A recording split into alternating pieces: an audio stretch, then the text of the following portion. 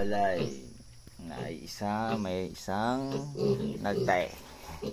Stress. Ay, kasi nag-aaway sila eh. Nag-aaway. Ito yun. Ito yung tayo. Ito yung kalaban niya yung isa. Ito yung kalaban niya. Yung pulang-pula na yung mga tenga nila. Sila nag-aaway. Nilagyan ko ng may asin. Pampadistorbo lang. Saka yung ulay, bigay ako ng uling. Pang prevention lang. Alam ko effective naman talaga yung uling ginagamit ko na dati pag nagkatayo yung mga baboy. So lang ngayon, ito eh. Pero binigyan ko na ng gamot. Ito yung binigay ko. Aquadox. Ito yung ginagamit ko talaga pag bagong walay. Nalagay ko sa inumi nila. Sana gumaling. Kasi pagod yun eh. Yan mo yung tenga, pulang-pula.